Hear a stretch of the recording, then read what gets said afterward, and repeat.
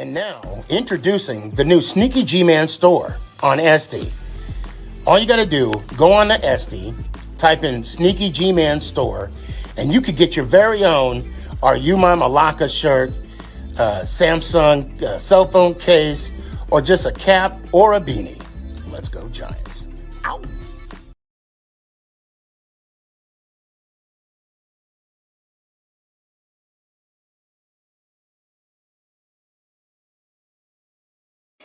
Hey guys, I appreciate you wanting to enjoy the show. First, I got to give a couple shout outs. First off, I want to give a shout out to dresscomfy.com. She has the latest and greatest for SneakyG Man merch. So please, check it out, dresscomfy.com. Also want to give a shout out to 3 a.m. Water Hydration for the go-getters. Natural spring water. Go get it. Now let's go do the damn thing.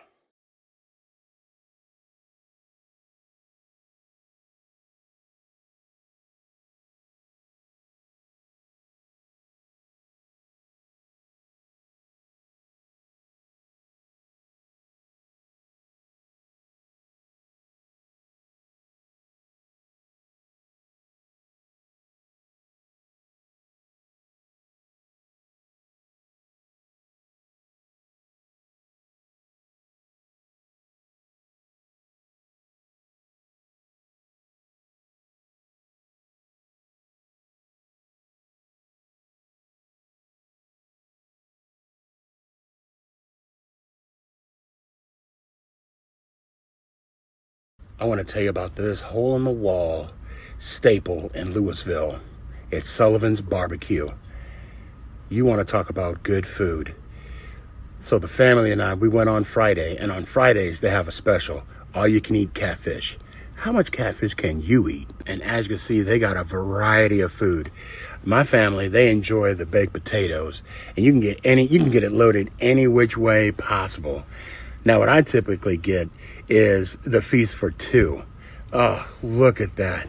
Look at that rib. So juicy, tender, delicious. I was truly in my happy place. You couldn't tell me nothing. And the meat, it just comes right off the bone. And the brisket and the cream of corn. And you know what? If you got room for more, after you become fat and happy, they even make ice cream at the table for you. Oh, and there's no cost. You want to talk about a family environment? You gotta go and take your family to Sullivan's Barbecue in Louisville, Texas. Tell them Sneaky sent you. Me and G. All day. Ain't nothing better than All me day. and G. All day. All day. Let's go Giants! Ow! Before we do the damn thing, I got to give a shout out to George's Trophies, aka Sergeant M Replica Trophies. Guys, Father's Day coming up soon. This is the perfect gift. Matter of fact, this is the perfect gift for any occasion. I mean, who wouldn't want a replica Super Bowl trophy of their team? The team that got the ultimate prize, the Lombardi Trophy. So when you get a chance, go to his Facebook page, George's Trophies, a.k.a. Sergeant M's Replica Trophies. Now, we gonna do the damn thing.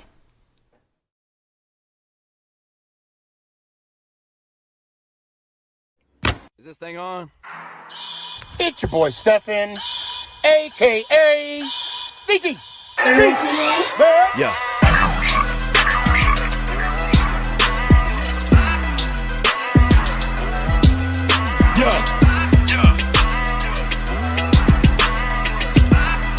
Lyrical assassin. Let's go Giants! Ow!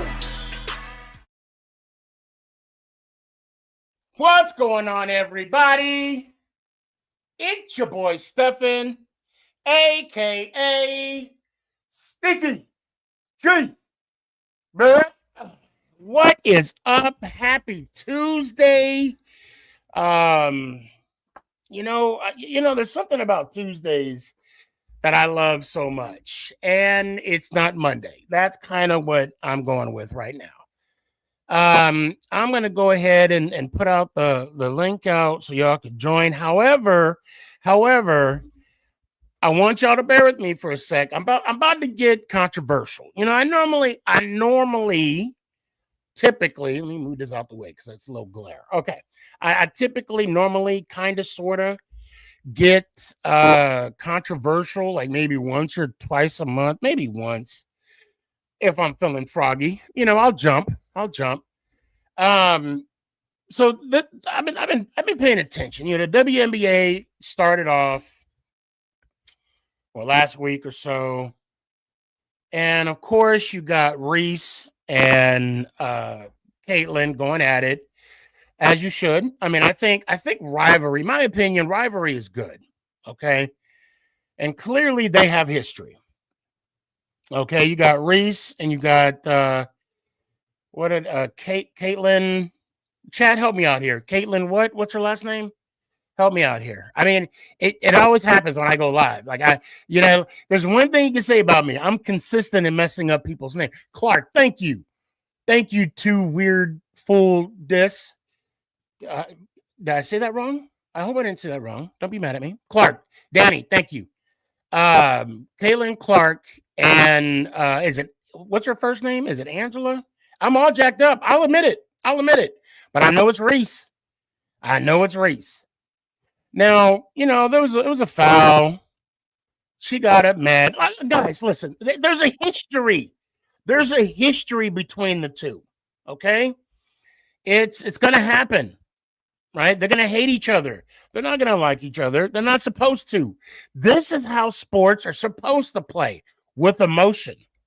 That's how it's supposed to be, right? Now, Angela, right? Angel Reese. Anyway, Reese and Clark. You guys know who I'm talking about. Now, what I think it's funny, what I think it's hilarious is the fact that not only was there a grudge on the court, but it seeped out into the podcast realm, right? And it hit Ryan Clark and RG3. Okay. Now, I'm not going to take a side. Normally, when you got people beefing, people want you to take a side. Ryan's, a Clark side or Griffin's side. I'm not taking either, and I'm gonna explain here in a second. Okay, I think both kind of stepped over the line in their own way, respectfully. And I'm going to say this. I'm going to put this out there. I would love. I challenge them. One of them or both, however, please come on my show and let's have an adult conversation. I'm all about that. Matter of fact, I've been reaching out to Clark for the longest time. I even reached out to Griffin for the longest time, not because I want views and clicks, because they have a bigger audience. I mean, that goes without saying, but because I have no problems having a conversation. Now, let me get into what I'm saying about how I blame both of them in their own respective arguments. Okay. So one thing I don't like about Griffin, what he did, he gave us a little piece on Reese. Okay. And what I don't like, those of you, and I'm like I said, this is going to be a controversial topic, and that's why the title is "Like It or Not, Things Are Black and White." If you like it or not, okay, that's just how it is in this country, like it or not. However, I mean, take it if you will, okay. Now, what I don't like, what Griffin did, and I mean, he has a history. He has a history of being out of pocket, I would say. Okay. I mean, he's been called, so many names. And I know many years back, an analyst, I can't think of his name right now, I don't know if he got fired because of the comments he made of Griffin, because the gentleman on Sports Center questioned his blackness, if you will. Okay, I'm just gonna put it the best way I can. Okay, and ever since then, he feels as though he's been fighting this uphill battle of proving himself, of being a black man in America, right? Okay, you know what, I kind of forgot about that. Okay, until someone brought it to my attention recently.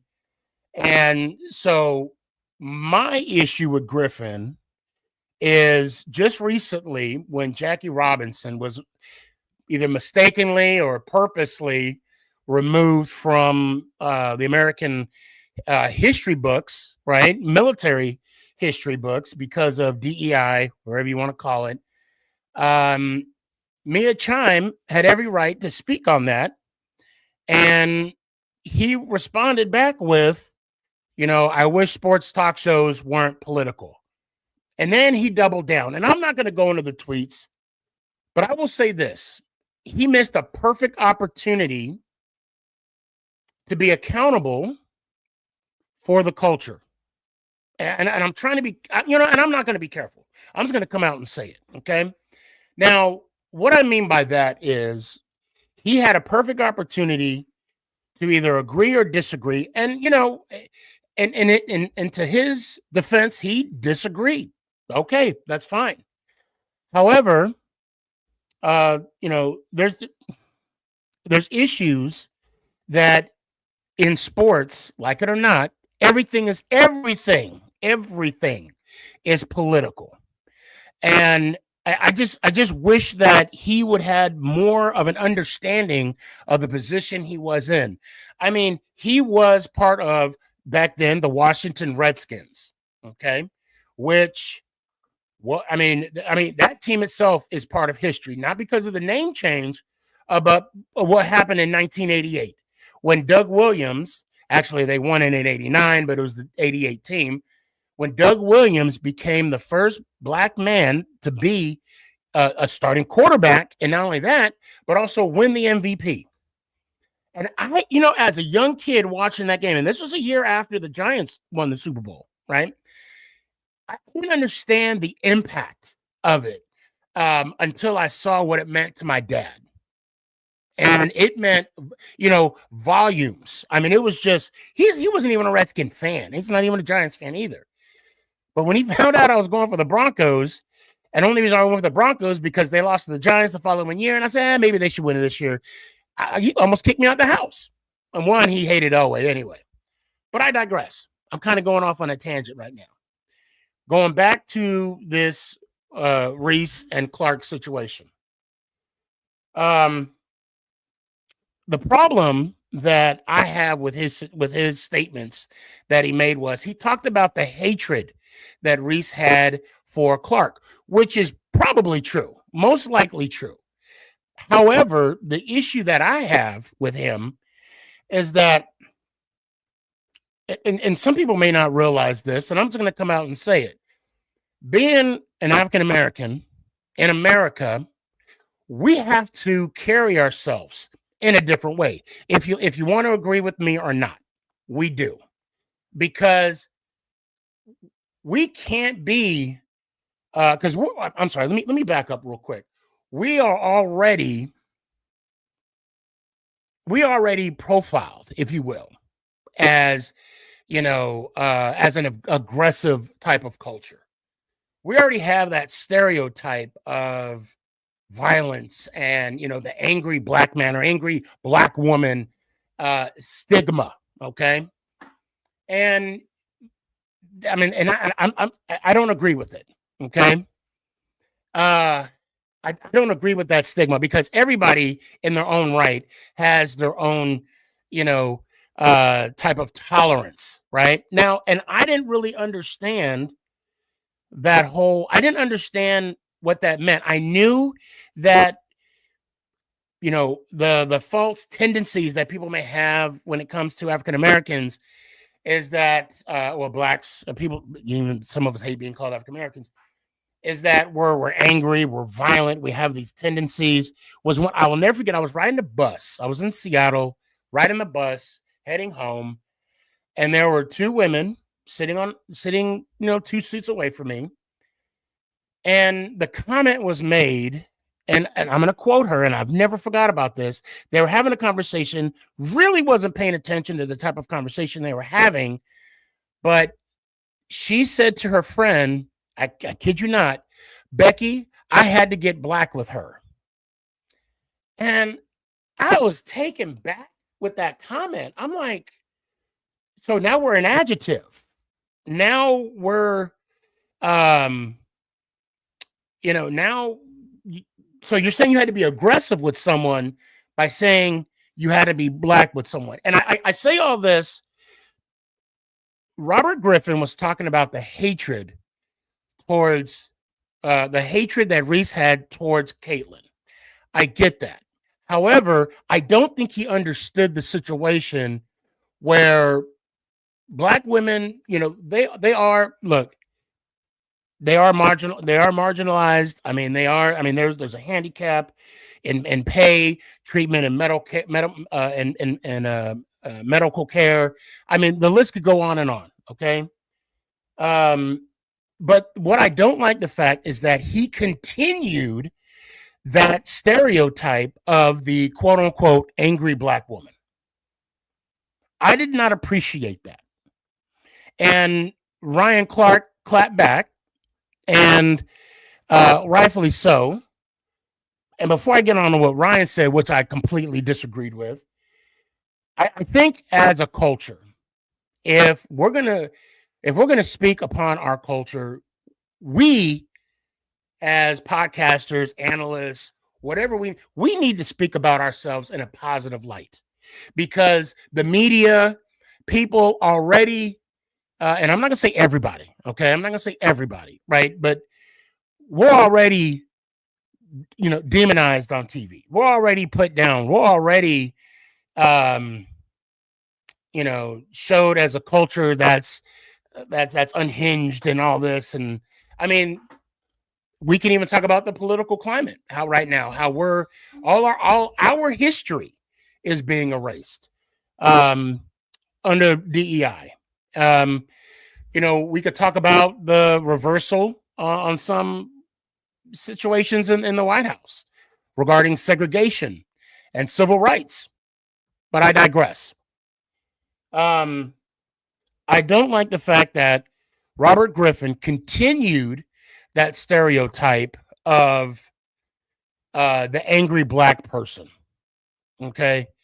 I think he went a little far with that. Now, to Ryan Clark, I don't like the fact. Now, Ryan Clark went ham on Robert Griffin. Okay. He talked about it, and what he said was, I don't think Robert is able to speak on, I don't want to quote him. I don't want to quote what Ryan Clark said. So I'm going to summarize, basically saying you don't have a black woman in your household because you're married to a white woman. Both your wives were white. So therefore you can't speak on the culture. Ryan, I heavily disagree with your comments right there. I am proudly married to my wife, who is white and from Georgia. We have 3 beautiful kids. Just because I'm in an interracial marriage, which I don't see it myself, and she's with me. That does not. I'm sorry.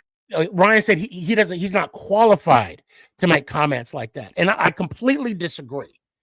I believe any educated person, not only myself, any educated person can speak on the struggles of African American women and men and the culture. Educated, that there's a difference. There is a difference. And I really think he was wrong for that. I truly believe that. I see Daryl looking at me. I truly believe that Ryan Clark was a little off bounds for that. And again, I say all this to have an open communication with I would love to have the talk with Ryan and RG3 about that whole situation. I think they were both out of line. And I'm not taking a side. I got my own 2 cents that I'm putting out there. I don't mind so and the thing that I dislike is and I don't want to sound Rodney King-ish, but why can't we just get along? Why does it have to be a black and white thing? I mean, it's been proven in our DNA. Color is not even irrelevant. It's a social class that's been invented. Now, I digress. And Daryl, I'm going to bring you up first because I saw you gave a look, and Casey, and Mark. Now, listen. This is an open conversation, right? And TP, yes, whenever you come on, please. I wanna have this conversation because I think it needs to be done. Now, and I'm gonna come out and say this. Am I wrong for saying what I just said? Who wants to go first? I mean, you guys can hear me? Yeah, we can hear you, Casey. Oh yeah. All right. So I'll volunteer. I'll throw myself on this grenade. Sneaky, no, you're not wrong. I would disagree about your assessment on Ryan Clark. Okay. But I don't think you're wrong. And just so we're clear, I'm not a huge fan of Ryan Clark. Right. But I am glad. Now, Casey, let me just say this. This is an open conversation. I personally will not be offended. I will not take it personal. Just come out. I mean, unless you want to be cognizant of what you say because it is going to be on YouTube and it's going to be on there forever. But just go ahead and let's have it. What you got? Well, I'm always cognizant of what I say, right? Because of my position. But right. The thing, like I said, I like what you said, and I'm glad that you said it. But I can still disagree with it. Like I personally am glad that Ryan Clark stood up for Angel Reese because a lot of people have not. Right. And let me say this. I agree. I agree with you on that. Yes. And she has been attacked over and over and over again since she was at LSU. Yep. And a lot of it is over Caitlin Clark. And it's like, she almost can't exist without Caitlin Clark at this point. And I think she's probably getting frustrated and tired of that. Like every time they go up against each other, it's Caitlin Clark versus Angel Reese. It's not the Fever versus the Sky, right? Like, so Ryan Clark stepping in and at least having her back on that, I am happy about. Which I agree. I 100% agree with what you said. But go ahead. Now, as far as his statement to RG3 about not having that, so, and I'm not saying this is you, but there is people that look like us that will date and marry people that look like them. But they still don't have our best interest in mind. Facts. No, you're right. Yep, I agree. And I think that's what Ryan Clark was trying to say, not that, he's not when he says he's not ready or not qualified to say anything. I think that's what he meant. Not that I see your perspective. I see exactly your perspective. Okay. So, but that's That's what I got. Okay. Anybody else? I'm tired of this black and white thing. Can't we all just get along? Right. Uh, you know, I don't know. So let me tell you what since you're thinking your thoughts together, Tanya, she said, hey, emotional support humans. I don't know what was said. Oh, okay. I know it's a deep convo, which it is. So a lot of people mistake passion for the game, the craft, and if a man did it, no one would question it. Facts. But since she's a black woman, people go into a tizzy. And you're right. And I want to speak about the time when Reese was eliminated in the final four, and Mm-hmm. she got emotional at her press conference, talking about what she's going through. Yeah. And one thing that I will say that our RG3, well, Robert Griffin, what he said was, I'm going to wear what Reese commented on saying, I'll be the villain. I'll wear it as a badge of honor. Well, yeah, because that's what she's already being labeled. So, and what I mean by that is Robert was kind of putting it in a perspective of she's already accepted that role. No, in my view, she had no choice. She didn't accept the role. It was already given to her. So now she's just playing it out. No, I agree. I love the fact that Clark did, come to her defense. And I'm sorry, TP, what you got? Well, I'm gonna be honest. I'm gonna be 100% transparent, man, because we're talking about it. I know for me, and I'm only gonna speak for myself. For me, one of the things that is a pet peeve of mine is when I hear people, say the things like, "Oh, color doesn't matter," or race and this and whatever. And it's just honestly, if I'm just honestly speaking, no race matters. Race does matter, and I hate the fact that people have to act oblivious in Mm-hmm. order to make it seem as if they have to defend the fact that they want peace. Because I think you could do both. Our history is too strong, and it is too important, and it is too grand for us to act like our history isn't our history as African Americans. So what we can't do is act like being black doesn't mean anything, or that there isn't prejudice or racism still in today and in the sports.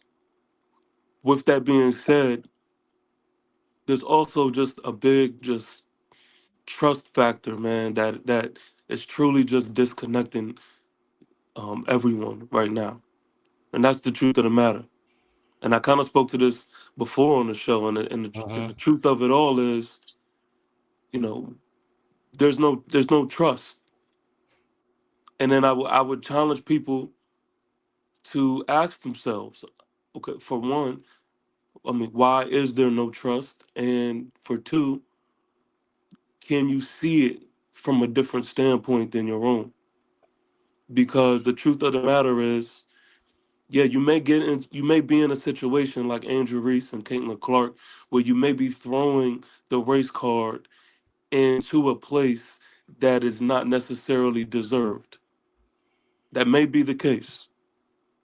Mhm. But there has to be some type of compassion.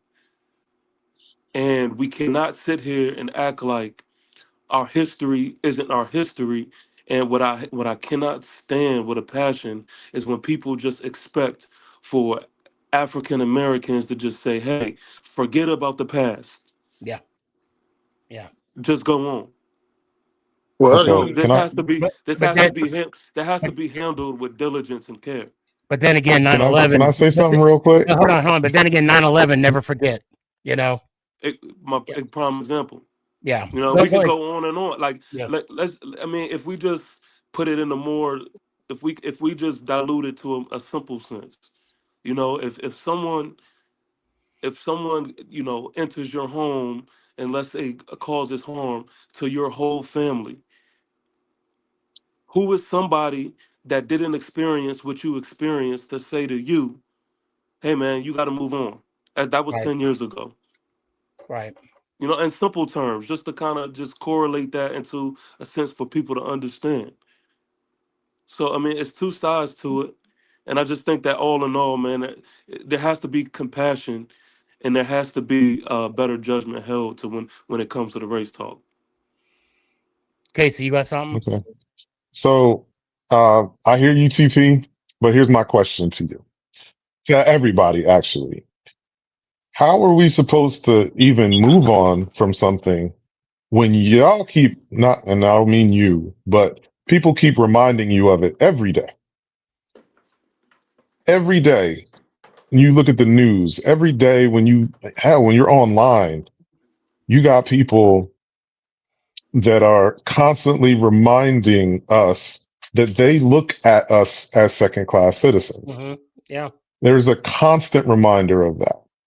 And yeah, I would love to just get along. I would.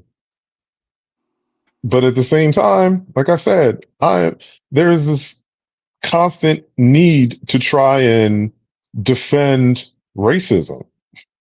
Mm-hmm. And you're just like, And it's sad, man. It's If like, I'm understanding you correct, I think we're on the same page. oh yeah, no, we are. We yeah, are. yeah. Yeah. You're right, and it's it's sad because it's almost even comical. I mean, and I'm when you were talking about that, Casey, I was thinking about a skit from Saturday Night Live not too long ago, where you had the dude from or what's his name? last week. Was it like, I know it was a couple weeks ago where Last week, remember where that it cop was that killed that young man, and then the father turned around and killed the cop. Yeah. oh well That I'm talking about on Saturday Night Live. We'll get to that in a second. No, okay, I'm but I talking mean, but about it's yeah. technically the same thing. Yeah, hold on one sec though. That's a deep conversation right there. But hold on, let me get this one out. Where you had two commentators, right, and they're showing the news, right, mm, and they were making a joke of they gave the perpetrator's name and the law that they broke or incident, and they were comparing if it was a white person or a black person. You oh, know, I think I know what you're talking about. you know what I'm talking about, where Yeah. they said he, assailant, God forbid, this is, active shooter. You had Keenan and the black girl go, yes, that's not Yep. us. And then Yep. they would say a name Yeah. like Jamal. Oh, it's Yeah. comical, but it's also sad at the same time. Hmm. It's extremely sad. And I do really want to keep it somewhat sports related, but you can't. And you know, for me, I'll say this: it's the Jason Whitlocks out there Oh, that just demonize us. And when you have, white supremacists calling him a token, I mean, yeah. flat out calling him his responsibility, right? This is your job because you're a token and you can say what you can say because you're black. And I have I could cross the line, but I don't get paid because I'm white. You only got, and then Whitlock defended him for saying what Hmm. he said. I, And he I have is a question for you, Sneaky, because I think you were talking about it a little bit earlier. okay. Um, I heard most of what Ryan Clark said, right? Yes. Okay. And yeah, I'm gonna be real with you. I'm not really a big like Ryan Clark fan. I think my personal opinion is I think Ryan Clark, he just to me, and this is just based off of just pure opinion. opinionated. None of this is facts. But to me, he just comes off of like one of those content guys Yes, man. tries to take advantage of certain situations, turn it into content, and says things that people want to hear, type thing. Mhm. That's just the vibe I got from him. But anyway, um, But I I mean, can't the think same thing be said about RG3? yeah. Oh, definitely. Because I Yeah, mean, definitely. Mhm. with him talking about. But real quick. Okay, I'm sorry. Go ahead. Just real quick. All I was trying to say is, I just don't think that I disagree with what he said. Okay, saying that well, hold on. Let's back up real quick. So you're saying that okay? What did Ryan Clark say that you don't disagree with? I think that he put a mirror in front of RG3, Mm-hmm. and he told an uncomfortable truth about RG3 and how he kind of approached Mm, the sarcasm he's had about, talking about him having a white wife but speaking, kind of just about, black women's issues and things like that. right. Right. Again, it kind of comes a full circle what I was just mentioning earlier, with just always having the compassion when you're speaking on certain issues. I Right. think RG3 kind of lacked that. Instead, he kind of made a mockery of, certain situations, and he kind of played on the fact that he had a white wife and things of that nature. And I think Ryan Clark is saying, like, listen, you have to be qualified to have the approach that you have on some certain occasions. Mm-hmm. If you have a black wife, you come home to that woman every day. You live life with that person every day. Mm-hmm. So if you do not know what that is like, if you do not have that everyday factor, then what does make you qualified to have the approach that he's had? Mm-hmm. Let alone, we already are men talking about black women, let alone. Right.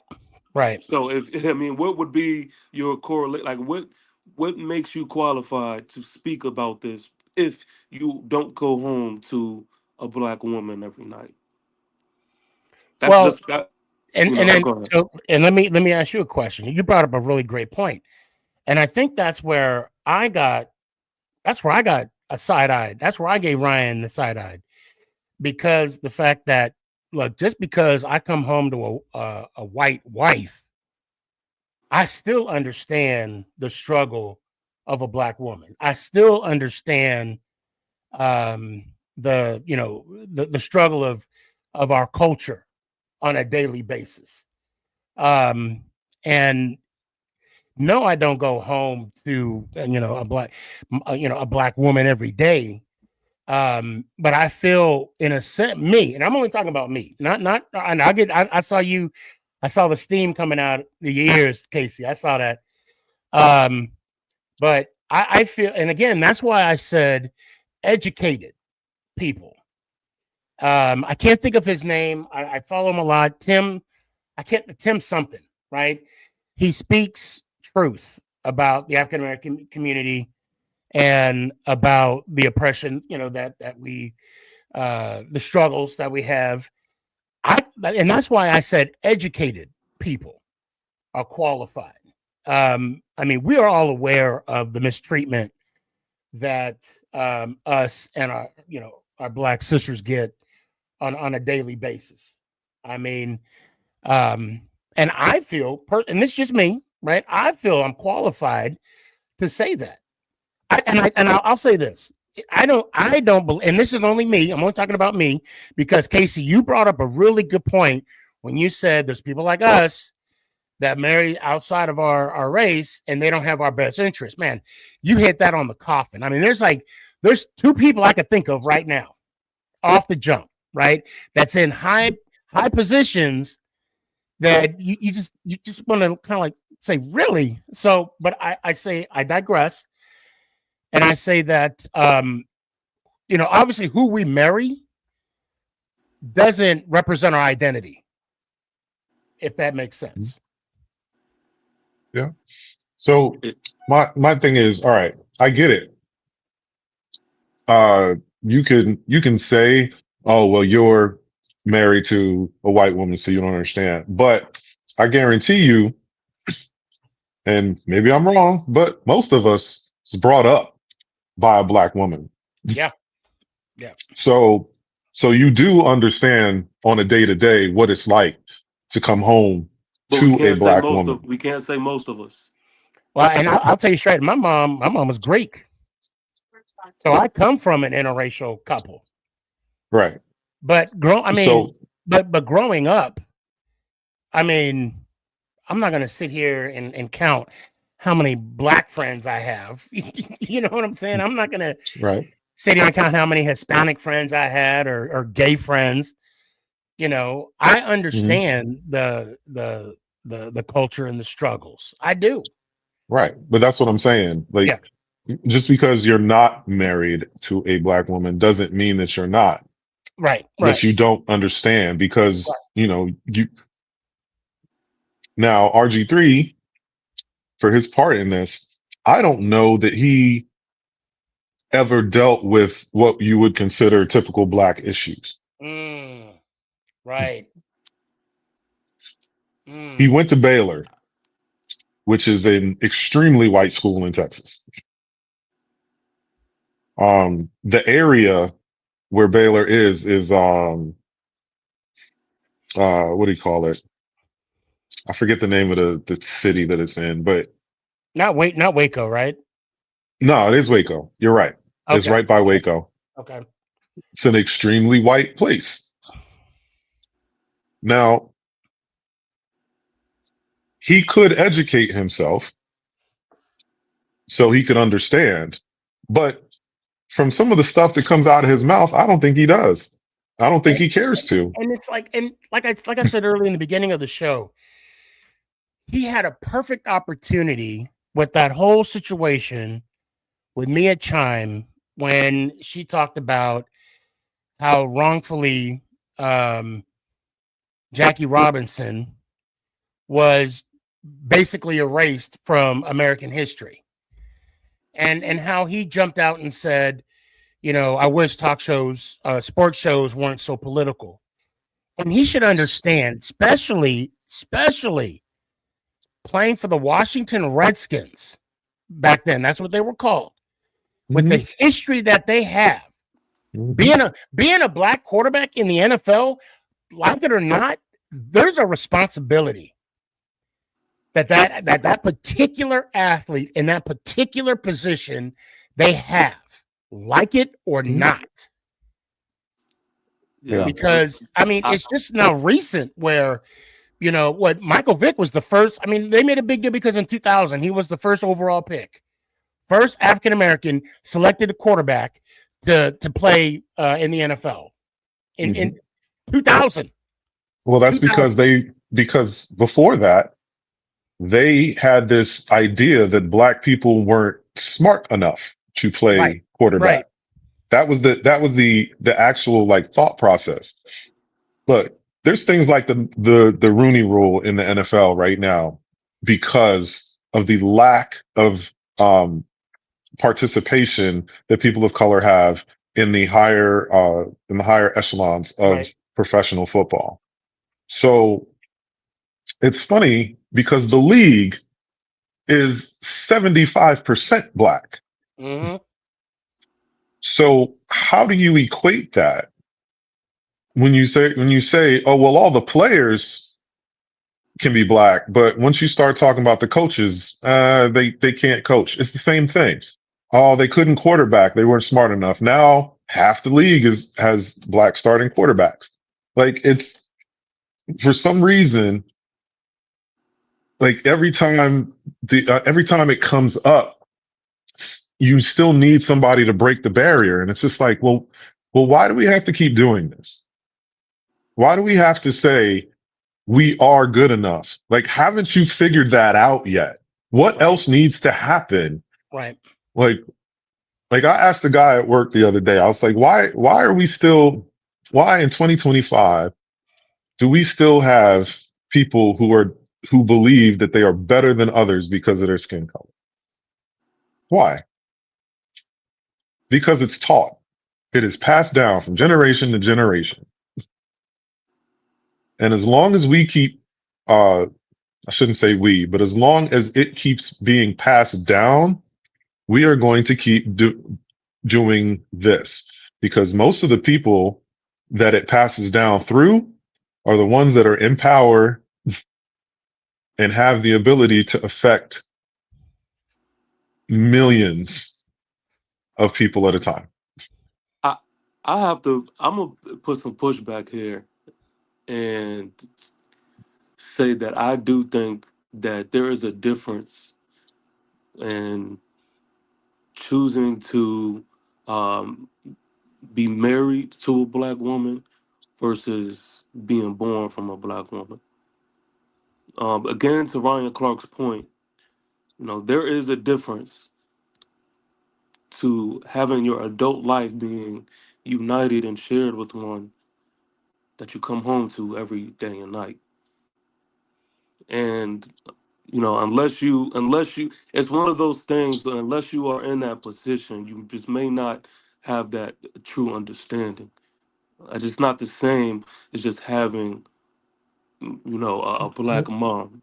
Right. I'm not saying it's the same. All I'm saying is that um, there is an understanding of the struggle when you are brought up by a black mother, like it in a black household, But I for think what sure. I'm saying this because I think Ryan Clark's point was that maybe that is why RG3 has missed so bad is Oh yeah, because he doesn't necessarily understand that aspect. right. And Well, that's what I was saying as well. I think Casey basically addressed that in the beginning, saying that people could be in an interracial marriage, right? Even though, basically, and I don't want to speak for you, Casey. Correct me if I'm wrong. People will be in an interracial marriage, but they won't have, that are black, Hispanic, black, white, whatever you want to call it, even black, Asian, however you want to call it. But they won't have the culture in their best interest. Right. They'll basically forget Mhm. where they came from. Yeah. Right. And I think that in itself is what not only disqualifies Robert Griffin, but I mean, we could go on. We could talk about, the Clarence Thomas in the world, uh, the what's that Kentucky senator, or even the South Carolina. Tim Uh, Scott, yes, Byron Donalds. I mean, those. I mean, those in the they don't have us in the best interest.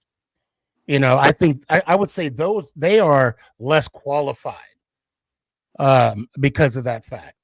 You Um, know, a matter of fact, I mean, I'll even go as bold. I mean, throughout my life, my journey, I could even say, God forbid, some black women that I've met throughout my lifetime that don't have us in the best interest, who Candace hate their Owens. own skin. Oh, yeah, thank you. I mean, it's sad. It's and again, I what I don't like is the attack that, and I didn't take it personally. I mean, I know Ryan's Clark issue was directed towards RG3, but I felt the need to kind of speak up and be like, whoa, hold on, Ryan. We ain't all like that. We ain't all like that. Okay. Um, And that's the trick. That's the tricky thing about the conversation yeah, is that a lot of times when things are being said about a particular race, it is easy for someone to say, "Oh, this person is speaking about me," when all right, actuality, right, no, it's not tailor made for you in particular. right, right, So hypothetically, if I make the statement on talking about a white man who looks at me in a certain way, or who I can clearly identify as prejudiced or racist. This is not an attack on the white race as a whole, because I would hope that every black man has encountered or met a white man or a white woman who you would like to think that they have a pure heart. I would hope that you have encountered that. But a lot of times, if you just make that statement, it is easy for for a white man to sit back and say, hold on, that's an attack on me, Right. or Right. vice versa. It's easy for a black man to say, hold on, no, that's an attack on me. And so a lot of times that kind of gets infused, and there's just no trust. And it becomes that whole just black versus white, just nasty kind of war. And then the true underlying message kind of gets confused in that. So that's just the ugly part of it all. But whenever you can get a conversation where, you know, people are able to listen to each other, and you could trust the fact that everyone's intentions are good, then you're kind of able to have a conversation and understand each other's points. And that's absolutely true, right? But here's the thing for me, and Sneaky brought this up earlier. You have uh the angry black woman trope, right? And how long that's been around. Like, black people are inherently aggressive, and Uh-huh. they're this, and they, like, don't, like, they're the ones that's going to snap. They're the ones that are going to do this. Now, statistically speaking, who's going to shoot up your workplace? Statistically speaking, Right. who is your, who are your serial killers? Uh-huh. Who are your mass murderers? Right? Like, Hey, I will say this: whenever, but, whenever we, let me oh, just, let me go just ahead, my finish real fault, my quick. fault. Right. So when you talk, like, we have this, the stereotype of aggression, Uh-huh. but in reality, that's not the case. There just became a term adopted for white women, Karen, right? But we've had the angry black woman for decades. Like, it's, again, I feel like we are constantly reminded by a certain group of people, especially in this country. We are always reminded that this is what they want. They want us to look inferior. They want us to look like we're savages. Yeah. So anytime they get that opportunity, i.e. Angel Reese getting emotional. Remember, this was a couple years ago when Odell kicked the field goal net, Uh-huh. or the kicking net. And they were like, "Oh, he's crazy. He's this. He's that." When Odell showed emotion, yeah, it wasn't the best thing to do. I get it, whatever. But when white players do it, when white players slam their helmets and do all kinds of other craziness, because they do too, you don't hear the same rhetoric coming from those people. Well, You it's don't funny. have the same media coverage coming from Yeah. those organizations. Why is that? All right. I still remember when Cam Newton was doing the dap and doing a dance in the end zone, and there was uproar about that. But then a couple plays later, you had on another game, you had Kelsey doing the Dougie in the end zone, and people were celebrating that too. Um, it's unfortunate that it has to be, in a sense. I don't want to say like that, because I just don't like to use that term. But To go ahead, Daryl. This is how I see the world sometimes. Thanks, Tanya. There is action, and then there's a reaction. I believe white folks is the action, and black people, we are the reaction. Because we are, the more you fuck around, the more you're going to find out. Right. We only get violent when we get pushed up into a corner or something like that. We're not violent people. We never Well, been violent that's. people. But that was my point. For Yeah, real. Like, I know. I always chime in late, those cases. You know, you got to bypass me sometime. I always chime in late. But See, all seriousness, for real, we are the reaction because you don't hear us going out here killing up people. yeah. All you hear about black folks is what? We sell drugs. We flashy. We got the clothes hanging off our ass and stuff like that. So you know, it's gonna go on. It's not gonna stop. It's not gonna stop. It's here forever. I don't mean to cut you off, Daryl. No, it's cool, but I mean, racism is not going anywhere. Right. Never. It's always going to be something to be talked about. Always. So it's just something that we have to deal with.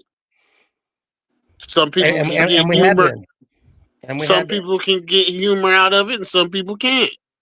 But it's not just racism. It's also what's the word I'm looking for? Self-destruction, in a sense. It's when we put ourselves down.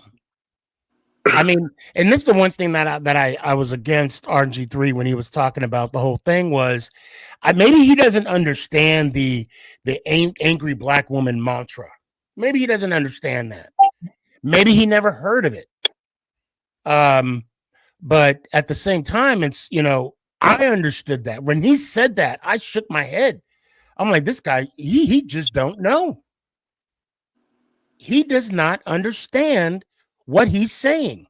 And I don't know, maybe it's, you know, I don't want to, you know, well, hold on. I don't want to think that, you know, the people that are paying him to do his podcast, to go on YouTube, I hope he's not appeasing to those people. You know what I'm saying? No, he's not doing that, Sneaky. Well, I hope not. He's doing what we always do. He's doing what we have always done as a group of people. Black people always put down black people. Yeah, which I don't. The reason why I say that is because, listen, Caucasians look out for one another. Chinese people look out for one another. Mexicans look out for one another. We are the only race of mankind that don't look out for each other. Okay, I'm gonna push back on that just a little bit. We actually look out more for each other than white folks do. To be honest, white folks don't actually look out for each other. They look out for themselves. The rich ones do. The rich ones do. They look out for other rich people. They don't care actually whether or not they're white or black. If you're in their tax bracket, yeah, sure, they'll look out for you. But if you're not in their tax bracket, they could care less. And I have seen that with my own two eyes. See, and this is why we love Tanya. She said, like hell, if you wrong, I'm gonna call you out. Well, can I? Because since we're talking about Angel Reese and Caitlin Clark, I do want to make sure that I say this. I think, and don't hate me on this, but I'm with Caitlin Clark, man. I'm sorry. I'm with Caitlin. I really don't see much of what she's doing wrong as a hooper. I really don't. Like, well, no, and to your point, I love that. I love that they hate each other. I hate the fact that you know, I miss the 80s basketball. I miss part of the 90s basketball. You know, I love emotion. I do. But it's two competitors. I want them. There's an awesome stat in the 80s. Magic and Bird, they combined for 8 world championships, right? Mm-hmm. One or the other was in the NBA finals, if not both. I want to see that. I want to see Chicago and Indiana in the WNBA finals year after year competing against each other. I love that emotion.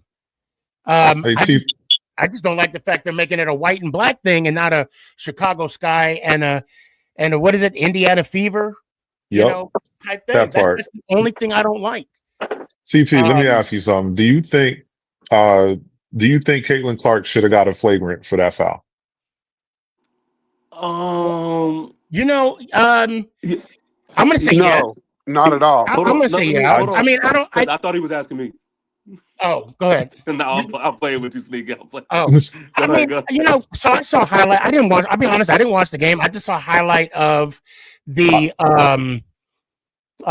play, and I'm gonna bring Drew up in here. He's gonna be our token.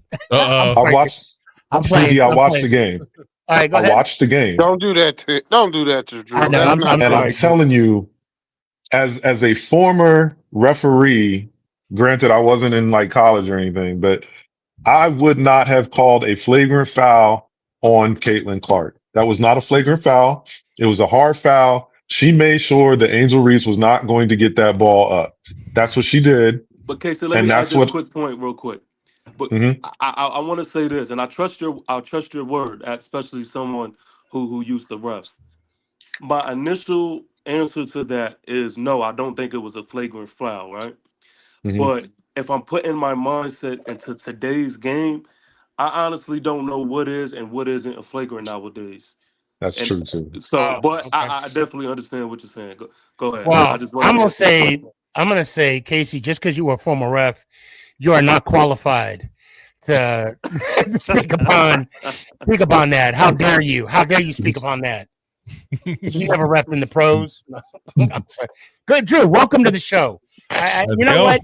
I am so glad that you jumped in the pool head first. Listen, I'll jump in any conversation. I'll tell you point blank. My role here, point blank, I'm basing the topic you guys are having right now, is to shut up, listen, and if you guys want some input from my perspective as someone who, walks a different life because of things that I, point blank, let's be honest. I know people don't like to say this that are white, but point blank, white privilege is a legit thing. I don't deal with things because of the fact that I'm white. Point blank, that other people have to deal with.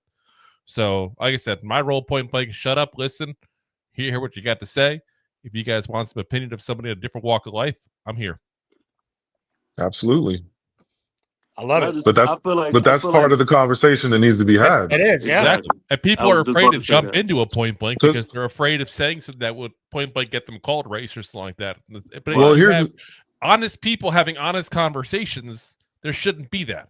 Yeah. Well, here's the thing. We can't do this like as the black community, right? And I'm not saying I'm speaking for the entire black community, but as someone in it, we can't do this.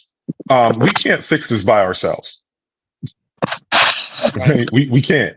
Like as much as I would love to be able to say, yeah, we can handle this. No, we can't fix it by ourselves. We have to have these conversations, and we have to have them with people like you to say, yeah, this is what we're seeing. The thing is, when we have these conversations, and this goes back to what TP was saying, both sides have to listen. Both sides have to be compassionate about it, and both sides have to come in with a sense of trying to understand. And I've sat in conversations, right, and that's why it's funny when I hear Drew say what he said, because I've been in the same exact position where I just sat back and I listened, and you come to actually find out that you see more. You learn more when you take that approach, because I've been in that position and I could kind of see the disconnect when people have these conversations. And really what happens is when you have, depending on who's involved in the conversation, is you have a person on one side who will say one thing, a person on another side who will say one thing, And pretty much what all that happens is they're not hearing each other, and instead they're taking offense to anything that is going opposed to what they're saying, and they're a lot closer to an agreement than they are to a disagreement, but they don't know that because they just hear things as in a combative way. Well, they don't listen to understand. They listen to formulate their next attack. Exactly. They're always in defense mode. So I got to bring this up again. I'm sorry, Sneaky. You never got back around to it. I got to ask you guys' opinion now. What do you think about the father that killed the police officer for killing his son? All right, I'll answer this one first. Now, he was wrong. I'm going to come out and say he was wrong. Okay. However, I understand. I completely understand. I mean, he was wrong. Was he wrong though, Sneaky? I'm sorry, Casey. I mean, was his action caused by a reaction? Oh, yes. Of course. Now, do you think he would have done that if his child wasn't killed by a cop? Oh, of course. I mean, do you think he still would have done that? No, not at all. No, not at all. Can I just ask y'all? Can I ask y'all this? Mm-hmm. Because I really haven't done any research on the story. Did he kill a cop that was involved with that incident, or was that and that's why he was wrong. That to me, that's why he was wrong. Right? Like, no, I'm dead serious. I think he was wrong, but only because he killed a cop that was not part of the group that killed his son. If he killed the dude that they said was the one that killed his son, I would have been all for it. Grief and triggers, though. I say this. It's unfortunate how, and Drew, I'm gonna use that as an example. Okay. Drew and I, right? We could go in two separate bars. Okay. Do the exact same thing, be disruptive in a bar. Cops get called in two separate locations, right? And we do the exact same thing. I have a greater chance of being shot than Drew does. They're gonna call Drew a cab. It's the video. Videos have shown where I don't want to go in that. I don't want to go in that rabbit hole. I don't. But I will say this. Drew right there. My father told me growing up when I had I'll tell you right now, I was a victim of police brutality. Okay. I'm not going to get in details. Just know that I'm fully aware of what happens if a cop pulls you over and you don't say sir, which I wasn't a smart ass. I will say that in my defense. However, I don't want to get off topic here. My father had the conversation with me to always show your hands. And if you have any kind of weapon in your hand whatsoever, drop it. Don't reach for nothing, no subtle moves. And I don't know about Drew, Daryl, Casey, or TP, but my father told me 10-2. And key out of ignition. Yes. 10-2, and inform him of every move you make. Oh, you better make sure those windows is down. You better make sure all 4 windows is down. I got one better, Sneaky. Because I wasn't a victim of police brutality, but I came damn close. And I tell you from jump, there's 2 things that when I get pulled over, one, if I have someone in the car, they have their phone out and they are recording. That's number 1. Number 2, my hands hang out the window. Yeah, that's mine too. Yeah. Okay. Well, I'm My telling hands you what my will. dad. I'm telling you what my dad told me. Mhm. That's But go ahead. Because we had an incident. I was in Virginia Beach. It was me and four other people in a car. We pulled out to the strip. We pulled out on the strip of Virginia Beach. Now, if you've ever been there, the strip of Virginia Beach is extremely lit up. That's where I'm from, Casey. So yeah, I know. Right. Okay. I got you. So my boy who was driving, he didn't turn his lights on. Mm. So we driving with no lights. We didn't know because we couldn't tell. Well, we got pulled over. It was fine. And I'm in the passenger seat and I did one of these kind of, oh well, and I put my hands down and six cops that Mm-hmm. surrounded the car all drew on us. All of them. And so I immediately put my hands out the window. I said, I have nothing. We have no weapons. Nothing is going on here. We are just trying to go home. Yeah. And luckily they calmed down, but they held us there for a solid hour, running everybody's license, even the people in the back seat, even though they weren't driving, and basically harassing us until they finally said we could leave. And one thing I hate the most. This is one thing I hate and I don't know if this is standard procedure. I mean, I've asked questions and I've been told it's not. So I hate it when I get asked if I'm on probation.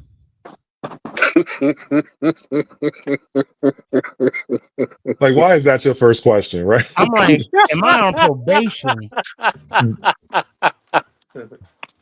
First off, name's Steph. Nice to meet you, officer. No. If you're talking about marriage, then yes, I am on probation because I didn't do the dishes last night and I'm in trouble. Yeah. I mean, like, I mean, But I have one for y'all, and I want to share this one because I think people don't really hear this side. When I was younger, I was like in middle school. No, middle school. Um, I went to school, and everybody in the school was talking about having a BB gun fight after school, Don't and do it. and me and my twin brother were like, "Oh, that sounds like the dopest thing ever." right. So we bought our BB guns, and the BB guns were all black. And the Mm-hmm. only thing that didn't look realistic about the gun was that it had an orange tip. Hmm. Outside of that, every single thing about that gun looked real. Samir Rice. We went after school, and before we met up in the neighborhood where the BB gun was supposed to be, the BB gun fight was supposed to be at, we went to the park and said, let's just, test it out, see how it shoots and things like that. So we are out at the park, and it was me and my twin brother was sharing one gun because that's all we could get at the time. We're practicing, and we're kind of like shooting at rabbits type thing and just shooting whatever. As soon as I handed the BB gun over to my brother, I walk over to go sit down, and I see a cop drive up on a park, and he pulls over aggressively, gets out of his car, and he draws his guns. Mm-hmm. And my brother like throws the gun. It's like, don't shoot, and he's just frantic. I am looking at this officer and finger on the trigger, and he is looking like any sudden move, Yeah.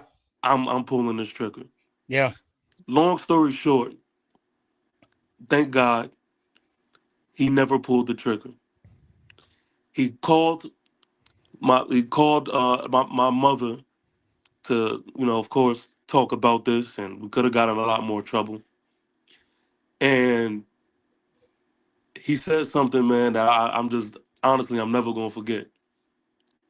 And he almost broke into tears when he was saying this. He said, was kind of expressing the importance of never doing anything like that again. And explained to him what things look like on his end. And he told us flat out, he could have shot us and nothing would have been done about his job because he would have had a valid reason. Yep. And nothing would have even been said about it because even if the story would have been out, it would have been clearly justified because they would have had a picture of these guns and everybody would have agreed that these guns looked real. And he said, you boys came across some heartfelt and good cops, and you are lucky that it wasn't the other side to it. Both cops were white males. And I don't know about you, but to me that speaks to, like I said earlier, either it's in you or it ain't. Either you have a pure heart or you don't. Either you have an underlying hatred or you don't. But a lot of times, you know, we all can tell stories about incidents with cops that we know were done, you know, wrongfully, and we could speak about the bad bunch. But I think that story there is just a prime example, and why I think, you know, why we are so passionate about the bad bunch is because we know the capabilities of the good as well. But anyway, I just had to throw that story out there because we don't really hear that often. You know, that's not really the story that people really hear oftentimes. I mean, and I'm here to tell it. Yeah, I mean, the times that I've got pulled over are very, very minimal, right? I'll be honest, very minimal. I'll even say Mama she got pulled over more recent than I have. I'll say that. I got some other stories though. I mean, I do that at the other side. Yeah, but I mean, at the same time though, I'll just say briefly that I don't want to go into detail because I mean it happened when I was in my teens, just got my car. But I'll say that, so the 1940s. Well, you're older than me, Drew. You're older than me. He just picked up his Edsel. Yeah. No, cranked up his Model T and hey, I did have a 1980 Buick Century. It had a big back seat. I had a 92. I had a 92 olive green wood panel siding, and I'm gonna tell you, my Buick, you had to pull the license plate down to fill it up. That's what the thing was. Yep. Oh, gee, right there. So had that steering wheel. Anyway, there's no such thing as being unarrested. All right, I'm gonna throw that out there. And I don't want to go into because like there's other people involved in that. No, I mean there's good cops out there. A lot of my friends I have, they're good cops, and yeah, there's some assholes out there. And we do need to highlight the good. But obviously the media, social media is going to show, the bad, as they should, because they need to be held accountable. The good just has to start calling out the bad. Yeah, and I'll say this, right? I think there has to be something that's automatic, though. Okay, and I'm not a cop. I can't imagine being a police officer. But if you're shot, if the person that you shoot and the entry room is the entry wounds are in the back, something, I don't know. I guess because I'm never in that situation. I don't want to speak out of pocket on that, but I just have an issue with. Well, I do want to touch on that for a second because, I deployed twice, right? One for 12 months, once for 15, and from what I can tell, we had more rules of engagement. Dealing with the Taliban than the police do dealing with American citizens. That's a damn good point. Yes. Mm-hmm. Yep. And that to me was crazy. That's deep. We are in the middle of a war. Because if I'm you're not like, mistaken, and you're like, you better not shoot him. if I'm not mistaken, they have to shoot first, right? Yes. Okay.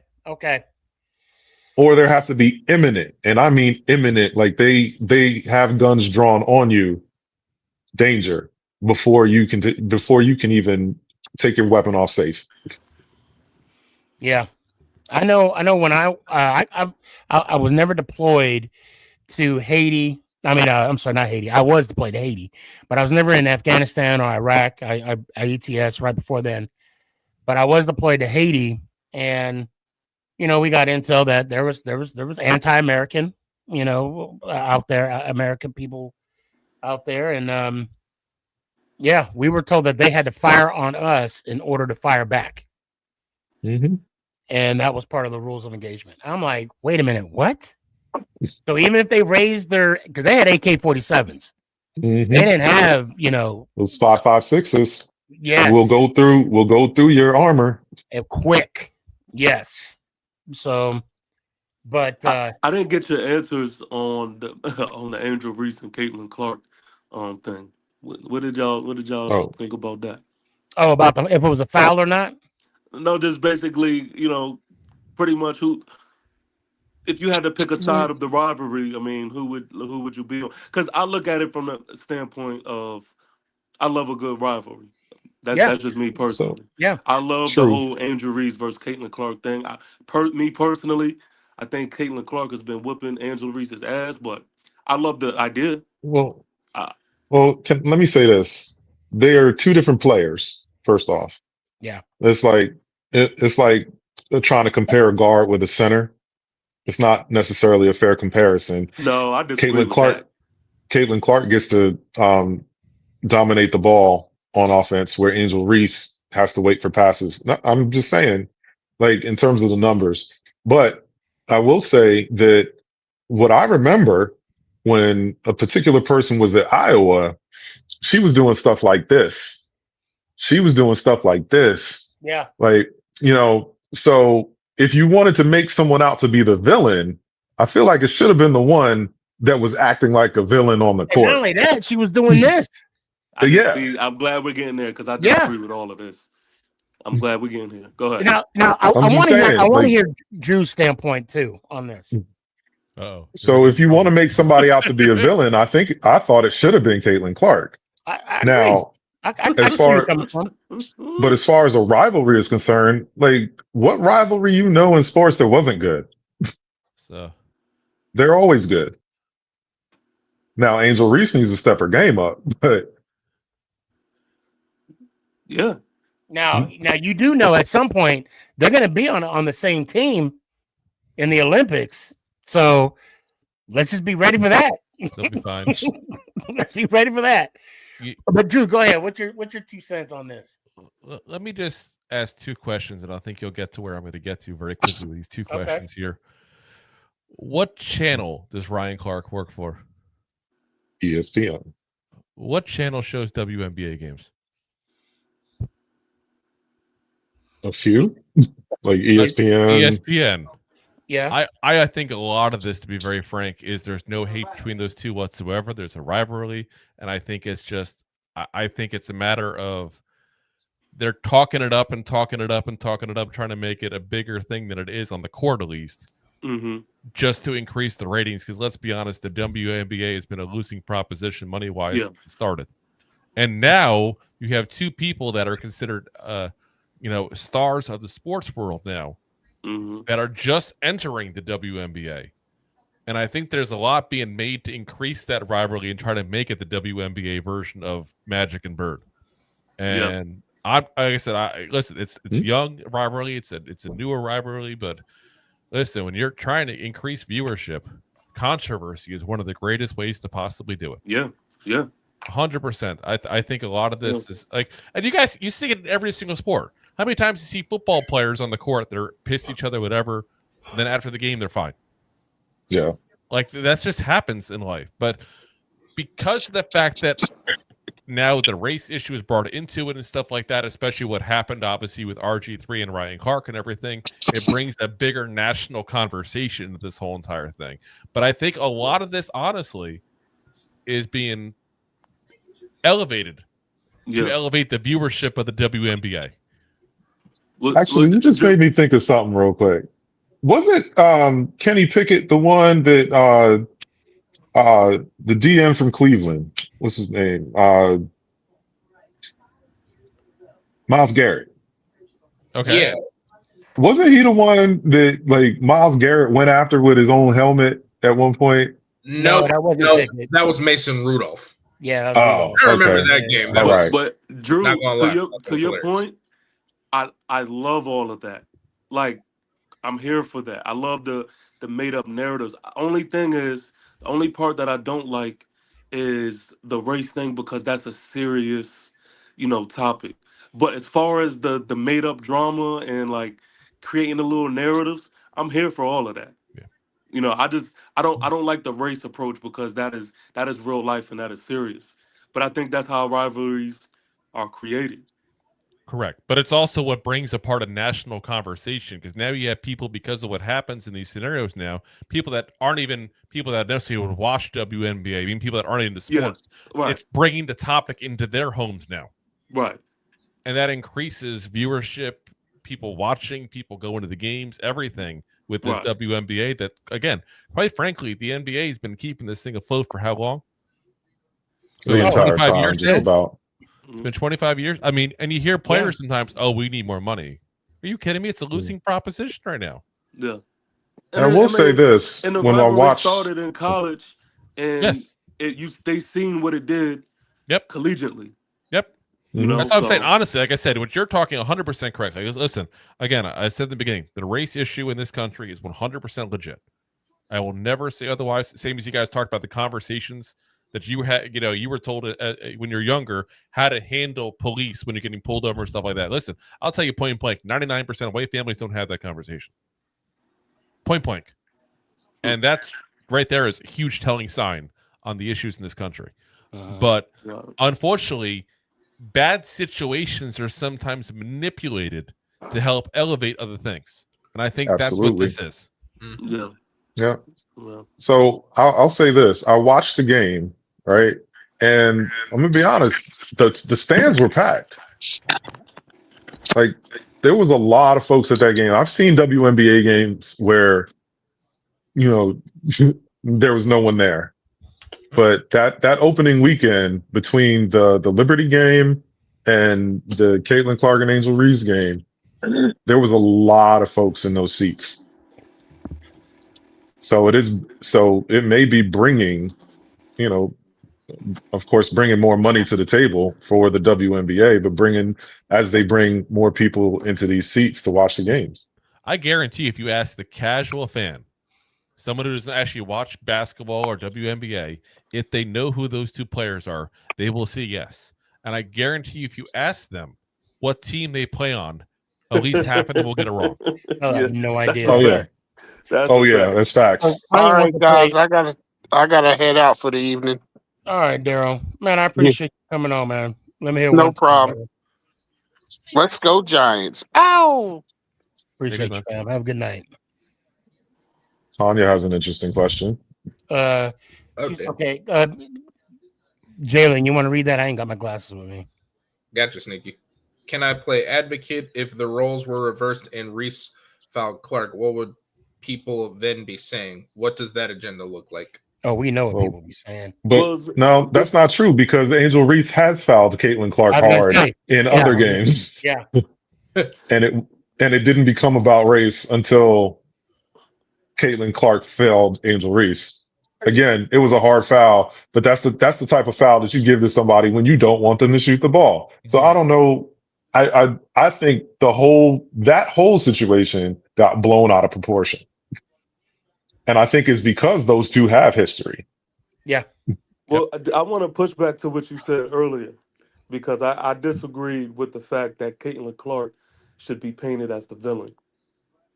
Because I think Angel Reese, and I'm talking about from college to this point, I think Angel Reese has stepped into that role, and at times she's kind of had the approach like, yeah, okay, I'll be the villain. So what?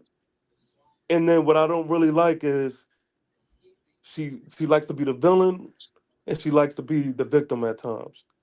And I'm like, if you're gonna be the villain, be the villain.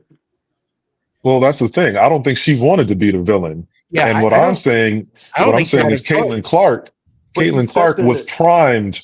She was primed to be a villain. She was doing the Trey Young things that made Trey Young a villain. But instead she was the darling constantly. And then when Angel Reese turned around and did it to her, then Angel Reese became the villain. Yeah. And it was like, wait a minute. She has been doing this for at least a season at that point.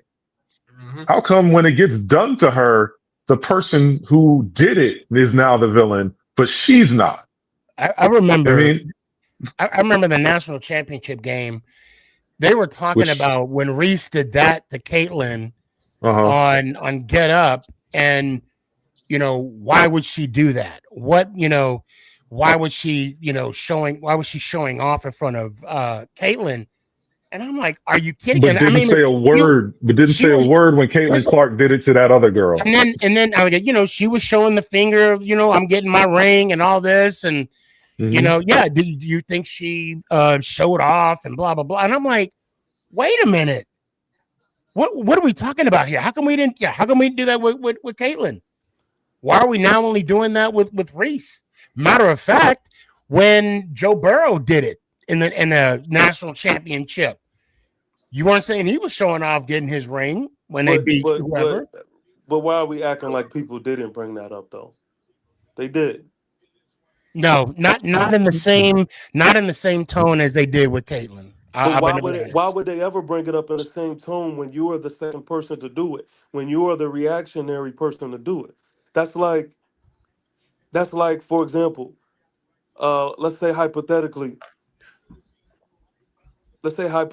something happens in the NFL, right? And let's say someone decides to Cam Newton decides to do the dab.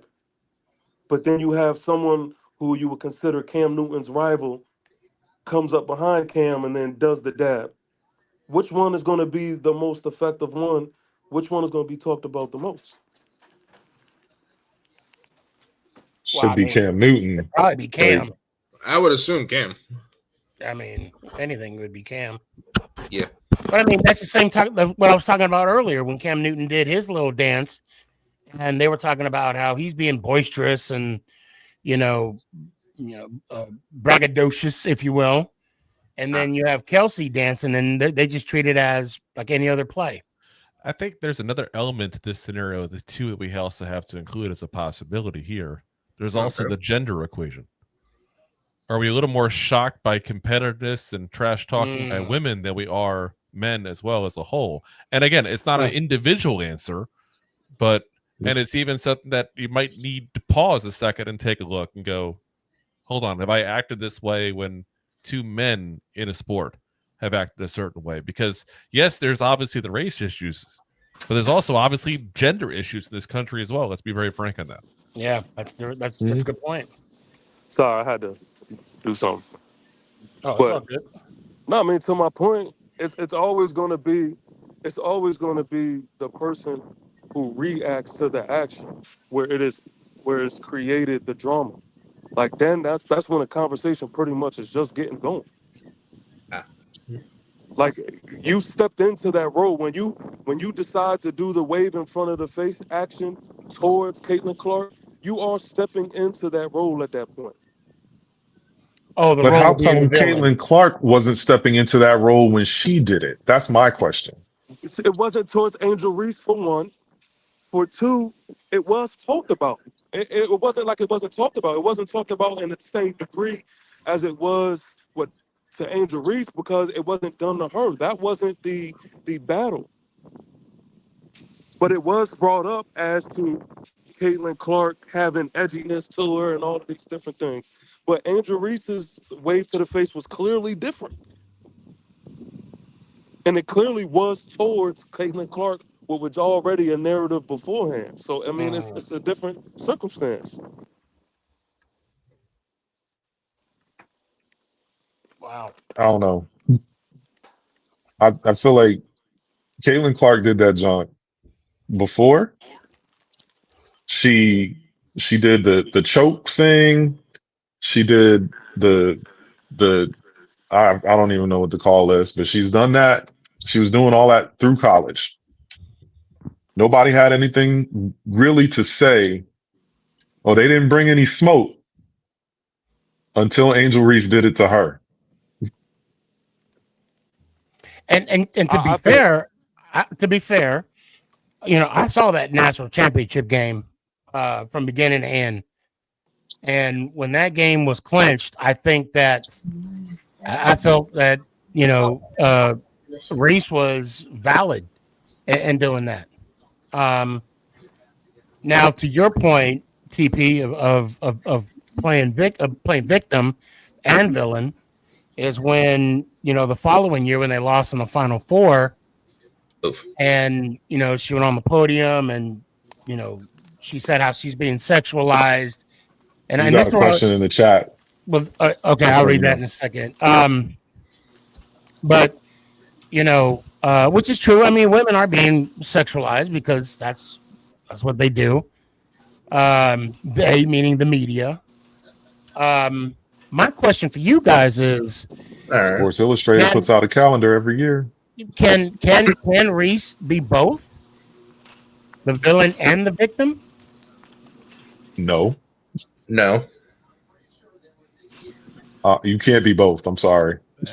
It's like you got to be one or the other. Ask Isaiah Thomas that he's been very good at being the victim and the trouble starter at the team the same time for how many decades now?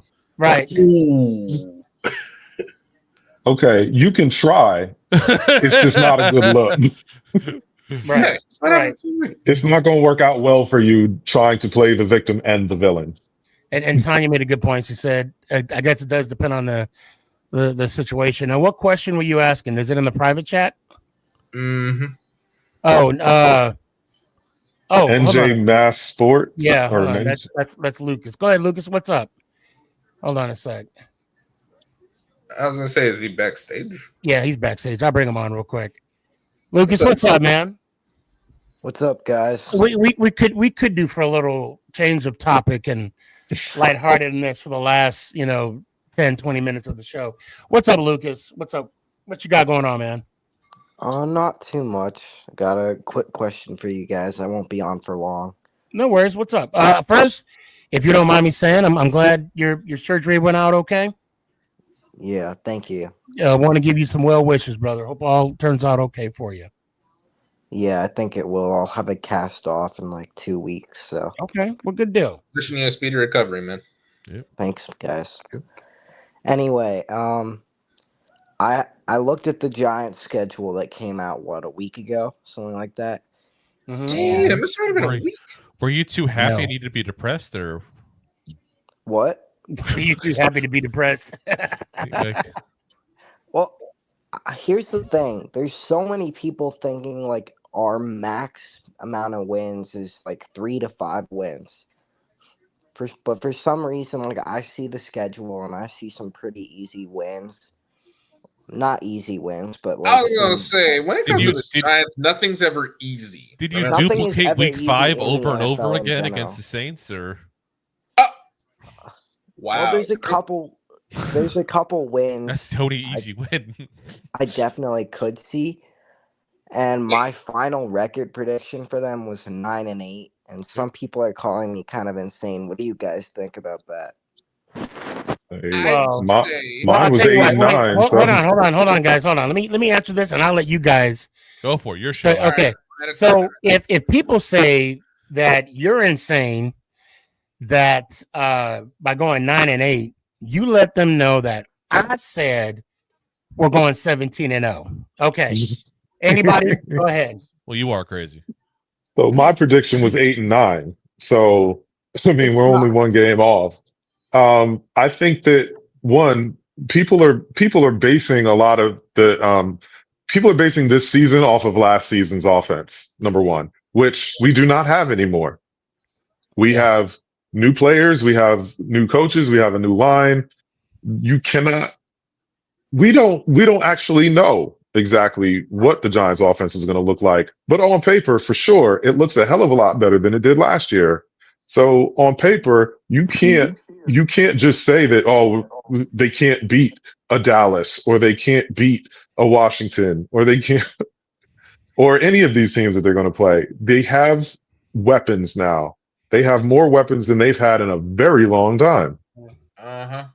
And I think that 3 to 5 is really short-sighted in terms of how their win total. It's possible though. I mean, sure, absolutely, because injuries play a role. There's a whole lot of other things, but I'm just saying, on paper, the Giants are a better team. So I don't think they should be looked at as last year's Giants this year. Yep. Yeah, I agree. Yeah. And to your point, Casey, kind of bounce off of that. We don't have Daniel Jones. Yep. That's a huge departure for us. I wish him nothing but the best. I spent the time that he was our quarterback defending him. And up until, first, DeVito was the starter. Then I'm like, okay, it's time to move on. And then, of course, he was cut. And then Luck was there. We got TP back. Let's go ahead and bring him back in. TP, we kind of changed the subject a little bit. Okay. Can you hear me? Yeah, we got you. Yeah. We got you now. Lucas is saying that you said 9-8, right, Lucas? Yeah. He's saying that his prediction of the New York Football Giants of going 9-8, and people are thinking he's crazy. And I'm like, well, you tell them I said that we're going 17-0, and then they'll think I'm insane for saying that. And then I know in summary, Drew was stating that we're a different team, and then was it Casey or Drew? It was Casey. Oh, Casey said that, and then I kind of we look so much alike. Right. It's the beard. It's the beard. It is the beard. Yeah, I was gonna say, Drew's and kind of taking over the ant responsibilities tonight. Right. Oh, am I? Yes. Shoes to fill. But and I said that one of the biggest departures was Daniel Jones. He's not part of the team. I mean, that in itself, was some losses, if you will. We got 3 quarterbacks on the roster that I would take over any quarterback we had last year. Yeah, bro. Yeah. Yeah, it's true. That's a scary statement, but so true it's not even funny. Yeah. I was screaming for Winston last year. Yeah. So now that James going to sling the rock. He is going to do it. There's 6 of us here. They're all Giant fans. I want to just throw this out there. Oh yeah. I know we were talking about the season opener, okay? But being but being that the season opener is on a Sunday night, 8 o'clock. And Tanya, if you can make this one, we're trying to come up with dates. I was saying, I want to throw this out there. The Chargers game. Well, not so much the Chargers game. I was looking at the 49ers game. The Niners. Yeah. On what week is that? That's week 9, November 2nd. It's Sunday at noon. Would that be a good meetup game? Whatever you guys come up with, I'm good. I gotta come from North Dakota, so gotcha. I just need to know what day we're trying to be there. Let's just all have some jambalaya week 5, and all meet up in New Orleans. Oh, I was like, I was about to ask who we squaring off against week. Well, see, that's a problem. That'd be a problem for me because I'm going to the Chiefs game and also the Broncos game 2 weeks after Philadelphia. Ooh, the Broncos. That's go to the Broncos game. The Broncos a week after we played Philly. And it's Eagles, Broncos, Eagles. Right. Again, I still don't understand why they did that. And again, we were talking about a home opener, so we can all meet at MetLife. Right. But the home opener is a Sunday night game. Not a home game. opener, but a home game sometime. Yeah. And I know Anthony can make the what do you call it? The 49er game because he can't make the KC game. Honestly, So, I think that KC game could potentially be fun. That's well, what yeah. Only problem is that it's 8:00 at night. I'll be there. That's not what I meant. I just meant like it'd be fun to watch. Oh, from the white. Oh, yeah. Because it's like early on in the season, the Chiefs are susceptible to getting beat. They just got extremely lucky. Now, Billy had a hilarious question. Are you going to Philly this year, Sneaky? No, Nope. because he's not trying to get stabbed. Exactly. Thank you, Jalen. I'm going to Philly. Oh, like, trust me, nobody wants to go to Lincoln Financial. Oh my Field. God! Yeah. No, I'm not, Billy. No, I'm not. Not trying to get hit with a snowball filled with a battery. No. Battery. Yeah. I actually want to fans go to beat a up Philly Santa. game. What? Do you? Are you I just Hey. need a. Well, Jalen, we have two different approaches. I see. I like to go to where the war is at. But I'm not going to go by myself. Right. Okay. Now, All right. I definitely want to go, soldiered up with a team Right. and stuff like that. Right. But Bring the whole squad. Yeah. Shout out, and I know shout out license plate guy. I don't remember if it was in Philly or at MetLife, but yeah, he got into a shouting match with I want to say it was a Philly fan, but I'll tell you what, I had a run in with the Philly fan at my first time at MetLife ever.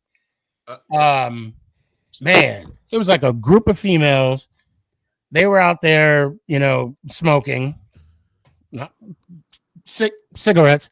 And I asked the question, I'm like, hey, I'm new here. Do you know, where do we go to get the autographs for the players? Man, they turn around and be like, what the fuck? I'm like, oh, shoot. That's why y'all lost. That's why y'all trash. And I walked away with this was where? At MetLife. At Giant Stadium. Yeah.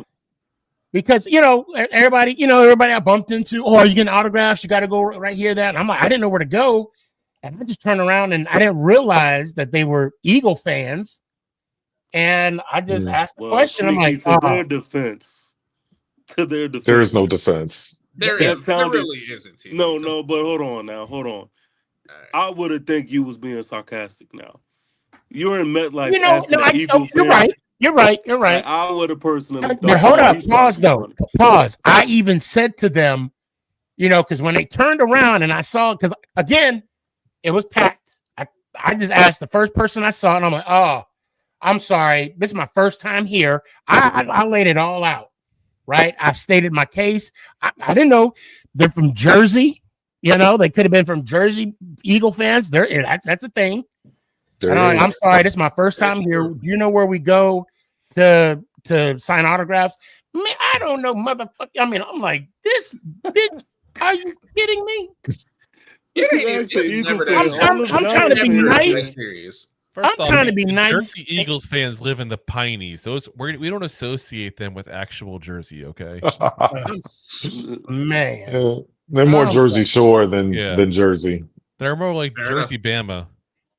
All right, let me bring Billy in here since Billy, hold on. Sneaky, I gotta run. He had like now you're talking about sports. We were talking about sports the whole time, Billy. Yeah. It was just a different degree of sports. Okay. Yeah, it was just a lot deeper. Yeah, but I really appreciate the conversation, and you know what? I love the openness that we have here on the show. That we all could we could talk about it, and we're still friends at the end of the night. Mm-hmm. Sneaky, hey, I gotta look, run. I gotta. My fault. Go ahead, Billy. No, it was Lucas. Oh. Lucas, what's up, man? I just said I gotta run. Oh, okay, all right. Before I go, I wanted to say, the most delusional thing that I might have said, and I don't even think I'm delusional with the schedule thing, is that I said we beat Dallas twice. Oh, I agree with that. That's not. I think we're taking at least one from Dallas. I was gonna say that might be minimum. But honestly, I'd love to see it happen. That's for sure. I think it will. I can see us winning both. Yeah, at least week 2. I want to see us win in Dallas and then get Jackson Dart to take a photo next to where Eli signed the stadium. Hey, you know what? Oh, that'd be. I'm gonna tell you right now. I don't care. Wait, Lucas, I don't want to hold you up. I know you got to go. Let me hear one time, fam. Let's go Giants. Out.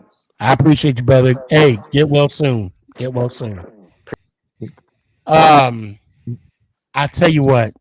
I might call in sick the next day. Because look, I've lived here since 2018. I didn't go to my first Giant game was 2019, and then I've been to every one ever since. And I've been catching L's left and right. Man, when we win, I'll tell you what, I don't care. I don't care about the past. We're talking about the future. We talking about the future. Yeah, I'm the I'll tell you opposite what. of you. Hey, people at my job, I guarantee you they ain't gonna say nothing to me. Nothing. They're gonna be crying. That's why. Right, and I'm gonna have a box of Kleenex waiting for them. I've been Make sure it's a Giants box too. Right. I've been going to a game, at least one game a year since 2018, and I'm not gonna lie, I'm the good luck charm. We win when I go. Are you undefeated? That's funny. Almost. Me too. Almost. Did you go to the Colts game last year? Is that what happened? Right. Do we have you to blame for went to not the having Browns Cam Ward here? Is that what's happening? Cam Ward's not a Giant because I of went you? to the Browns. I went to the Browns game last year. See? Beating the Browns seems unfair at this point. I'm not sorry. gonna lie. Yeah, I'm not gonna lie. I wasn't confident going into that game. No, I was confident, but that was because I was going to the game. But I wasn't all the way confident like I felt like I should have been playing the Browns. Giants fans, we're not used to being confident. I'm telling you, we start winning, we're not going to know what to do with ourselves. That's true. What do we What do we complain about? We're winning here. There's got to be something we can bitch about for no apparent reason. There's only one team in New York that can win consistently and nobody say anything, and that's the Yankees. Right. Anybody else in New York? Have 100 in my games. Yeah, but anybody else starts winning, it's like, I don't know, like the Knicks. Yeah, good question. I'm still in awe of what's happening with them. Yeah, I'm happy for the Knicks. I'm rooting for them. Yeah, I want the Knicks too. I'm sad that my Nuggets looked horrible game 7. I mean, they fought the first quarter, but then after that, they went straight downhill. Turnovers or something crazy like that. It was so bad. They had what's his name on Joker, and we did not have an answer for him. The guy that's half bald that played on the Lakers. Caruso? LeBron James? No, not that. He's shorter than LeBron. Caruso. Yeah, and he was. I mean, that was a genius move. That was a genius move. On Joker. I said, yeah. What is going Tanya, on? Okay, so she said, Sneaky, did we ever give a draft grade for this year? We did. Do you feel Shane possibly saved his job with this job? I think so too. And I really, you know what, Tanya, I'm glad you brought this up. And is Dave potentially safe depending on the outcome of this? You know what? I got a hot take right now. And I was thinking about this. I was thinking about it at work today, and I wanted to thank you, Tanya, for reminding me in the clutch too, because we only got like 5 minutes left. I'm going to say this right now. I don't believe, as long as Coach Dable does not lose the locker room, regardless of record, I don't think he should be fired. Oh shit! I don't know about regardless of record. As long as he don't lose the locker room, and hear me out. Okay. We don't get to choose the schedule. We don't. Right. I think the schedule this year, yes, it's tough. It's a gauntlet, right? And I don't think it'd be fair for him to be judged if we have a horrible season. However, cut the shit. Hold on. but there's a caveat to that. But we're going 17-0. You said he can't. No, we are. He cannot lose the locker room. That's the only caveat. I don't. And yeah, I'll just say that. Matt could do it. You're right. That's true. No, I disagree to an extent on the on the schedule. Because I believe personally we're trying to be better. We need to show that we are better, right? Like you can't just go out, stink up the joint, and just because you didn't lose the locker room, keep your job. So I think he does have to show improvement. We need to be in every game that we play this year. Win or lose, we need to be in the game, like with no blowouts. No, I think this team is too talented for that at this point.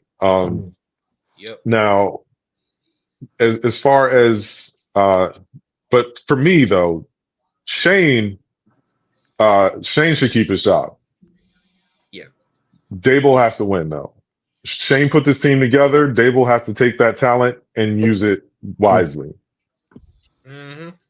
The bar is in hell. And Tanya, we're not chopping anybody in the throat. You remind me of my wife, whose name is Tanya. TP, what do you got? What do you got on that? I disagree with both of y'all wholeheartedly. And guys, we gotta have better standards, man.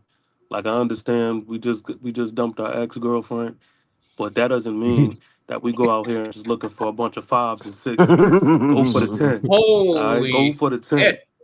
Listen, hold on. You got to work your way up there. You got to get the 5s and 6s to work your way up to the 10 at that point. The confidence is shattered because of the break. Oh, absolutely not.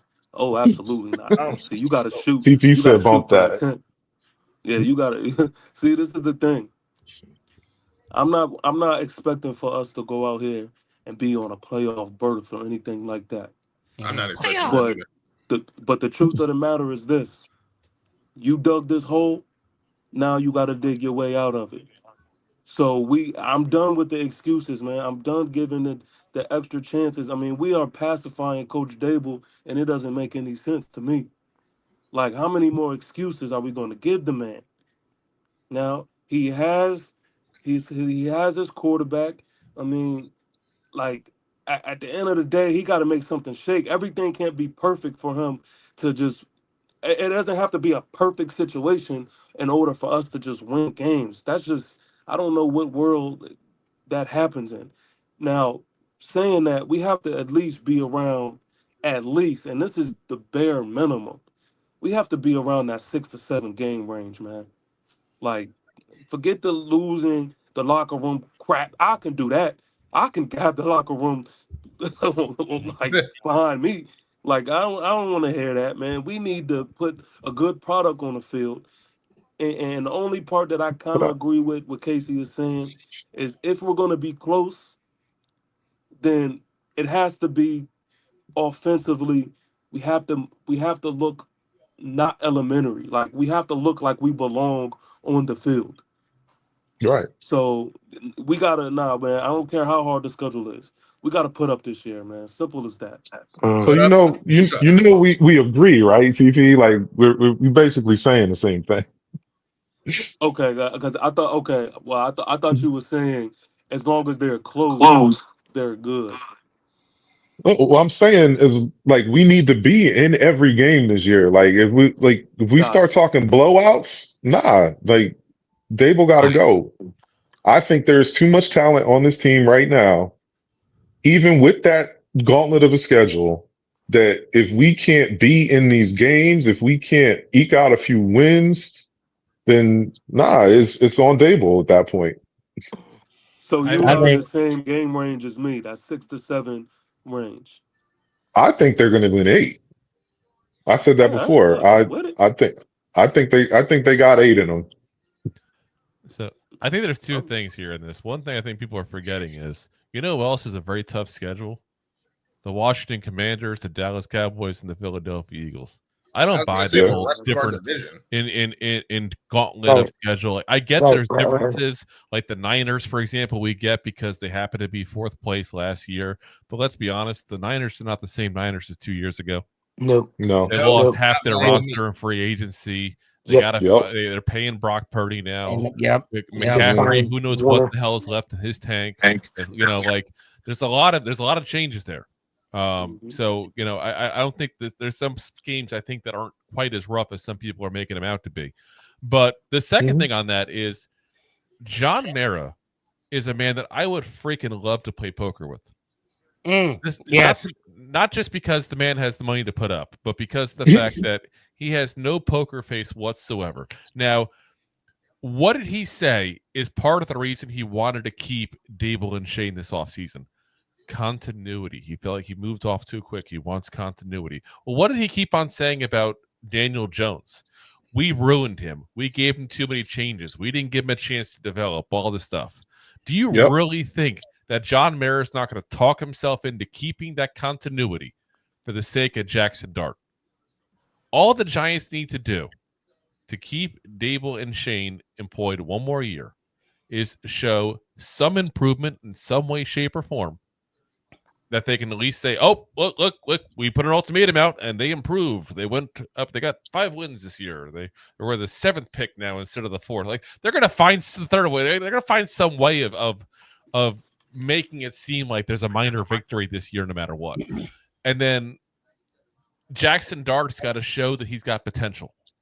Yeah. And he'll be in at some point. I still think he's going to be in towards the end of the year, barring any kind of playoff run by the Giants, which I just don't see happening. But stranger things have happened. Back in 22, I would have also told you there's no playoff run coming either at that point at the beginning of the season. So you just never know. But barring a playoff run, I think past that bye week, because it's week 14, I think it is, or something like that. Is there a bye week? Yes. It's a very late bye week. That's the week to set him up to start playing a couple of games at the end of the season. Just to see what we got. Just to see what we got. If we're not in the playoff line. Exactly. And like I said, I've said it before, I'll say it again. We did not give up that much to get this kid. There is no reason we can't Josh Rosen the hell out of him in this offseason if we had to next year. I'm not trying to be cruel about it. I'm just saying point blank, we already lost the 3rd round pick this year. That's already gone. Right. So if we cut him, all we lost really that we didn't quite lose yet is a 3rd round pick next year. We still have our first. I don't even think our second. We have our first and second the following year. We can still move up if we have to for a quarterback if we don't think Jackson Dart's the kid. And you can still hire a new coach and say point blank, you're going to be able to get your quarterback. Yeah, and I don't think we would really. We would definitely. He definitely has some trade value. I mean, we would not release him. No, I'm not even saying that. You keep him as a backup if you want at that point. He's a reasonable contract. Billy, I appreciate you joining the show, man. I know you had a lot to say, but you didn't say it. But I'll see you on Thursday. All right, brother. Let me hear one time, man. Love you, fam. Love you guys. Let's go, Giants. Ow! Appreciate you. Drew, I appreciate you diving in head first in the Kool-Aid. With the Jason Statham here of the conversation. And you did know the flavor. I'll give you that. And it was grape. Yes, I said it. It was grape. Drew, let me hear it one time, man. Let's go, Giants. Ow! Appreciate you. Jalen. What's up? Let me hear it one time. All right. Let's go, Giants. Ow! Appreciate you.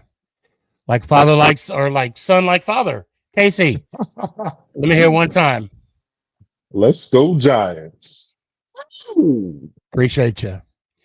TP, fam, I appreciate you, man. Thanks for coming on. Yes, Let me hear it one time, man. Let's go, Giants. Ow! Man, today was a good day. We had great conversation. Tanya, I appreciate you for being tentative in the comment box.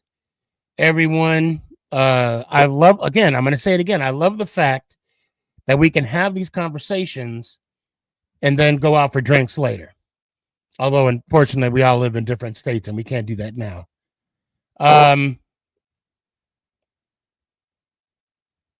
Yeah. I mean, that's all I got to say. Great conversation. Great controversial conversation. X, I see you. Sorry I didn't get you in time.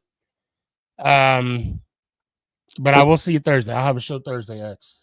And you're kind of brave coming on after what happened to Boston. But hey, it happens. Everyone have a good night. Make someone smile. And as always, please keep your hands to yourself. Until next time, let's go Giants. Ow! Is this thing on? It's your boy Stefan, a.k.a. SneakyG. Yeah.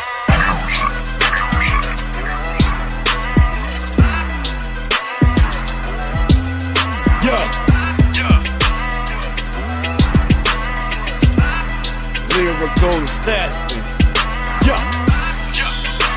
Let's go Giants.